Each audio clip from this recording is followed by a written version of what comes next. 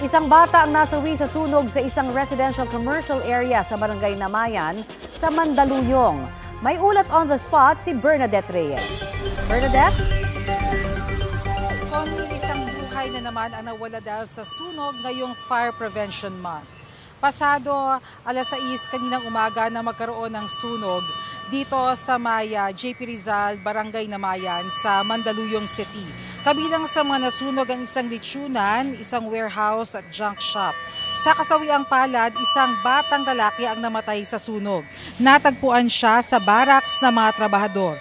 Ayon kay Fire Senior Inspector Brian J. Asidre Pilula, ang Chief Operation ng Mandaluyong City Fire Station, inaalam pa ang sanhi na apoy. Hindi pa rin fire out ang sunog at mabilis kumalat dahil sa may mga karton at iba pang light materials sa mga nasusunog na istruktura.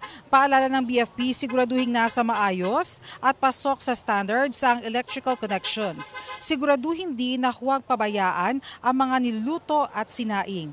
Base sa tala ng BFP Mandaluyong, 5 na ang naitalang sunog dito sa lungsod ngayong Fire Prevention Month at ang karaniwang dahilan daw ay may kinalaman sa problema sa electrical connections. Connie, kanina ay nailabas na ang labi ng batang lalaki na 3 taong gulang at pinuntahan na rin siya ng kanyang ama. Ayon sa impormasyon na nakuha natin mula sa Bureau of Fire Protection ay nagtatrabaho sa litsunan ng kanyang ama na mangyari ang sunog at sinubukan pa sanang isalba ang kanyang anak pero sadyang malaki na ang sunog kanina. Connie? Maraming salamat, Bernadette Reyes.